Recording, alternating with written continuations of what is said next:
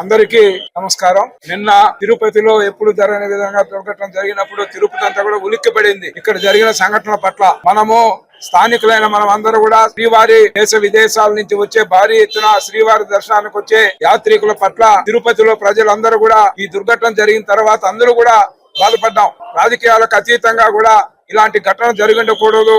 కానీ అక్కడ అన్ఎక్స్పెక్టెడ్ గా ఆ లైన్ ఏ విధంగా తోపులాట్లో ఆడ ఈ విధంగా జరిగింది. 6 మంది చనిపోవడం నైట్ నుంచి కూడా అందరూ కూడా రాత్రి నిన్న జరిగిన సంఘటన జరిగినప్పటి నుంచి ఇప్పటి వరకు కూడా అందరూ కూడా ఈ రోజు బాధపడతా ఉన్నాం.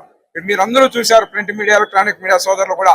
ఇలాంటి జరిగిన సందర్భంలో రాజకీయ లబ్ధి కోసం కరుణాకర్ రెడ్డి మాట్లాడుతున్న తీరుని తీవ్రంగా కూడా గర్హిస్తా ఉన్నాం. ఈ రోజు మాట్లాడకూడదు రాజకీయాలు అనుకున్నా కూడా మీరు మాట్లాడుతా ఉండే దీన్ని ఈ రోజు ఏ విధంగా శ్రీవారి ఖజానాలో నీ కుమారుని ఎమ్మెల్యే చేసుకునేదానికి కోట్లాది రూపాయలు దోచిపెట్టి సిగ్గు లేకుండా ఈ రోజు మాట్లాడుతూ శవరాజకీయాలు చేస్తున్న కరుణాకర్ రెడ్డి దేవుని సన్నిధిలో దీని నుంచి తప్పించుకోలేరు. మీరు ఈ రోజు జరిగిన సంఘటనకు అందరూ కూడా బాధపడతా ఉంటే ఈ రోజు రాజకీయ లబ్ధి కోసం శవరాజకీయాలు మాట్లాడతావా నువ్వు అని ఈ సందర్భంగా కూడా స్వామివారి దృష్టిలో మీరు చేసిన అగత్యాలు ఏవైతే చేశారో ముఖ్యమంత్రి గాని మీరు గాని స్వామివారి దృష్టి నుంచి తప్పించుకోలేరు.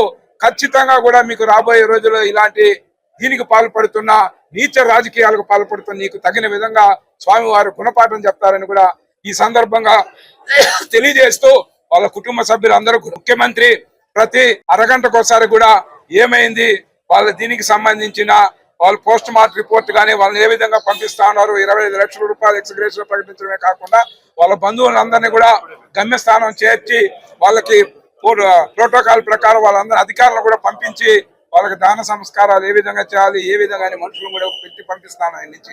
ఒక బాధ్యతాయుతంగా ఈడ తెలుగుదేశం పార్టీ కానీ ఎన్డీఏ కూటమి ఈ విధంగా మంత్రులందరూ కూడా 6 మంది మంత్రులు వచ్చారు ఇక్కడికి. ఏదైనా ఘటన జరిగినప్పుడు ఒక ప్రతిపక్ష స్థానం కూడా లేదు నీకు. నువ్వు ఏ విధంగా ఓడిపోయావో, ఇక్కడ ఉన్న ప్రజలు ఏ విధంగా నీ కొడుకు ఓటమికి తీర్పు ఇచ్చారో ఒక్కసారి నువ్వు మలినం చేసుకోమని హెచ్చరిస్తాను. కాబట్టి ఇలాంటి ఘటనలు జరిగినప్పుడు ఈ విధంగా రాజకీయ దీన్ని రెచ్చగొట్టే విధంగా మాట్లాడడం తగదు. కరుణాకర్ రెడ్డి నీకు తగిన విధంగా ప్రజలు ఓటు ద్వారా గుణపాఠం చెప్పారు.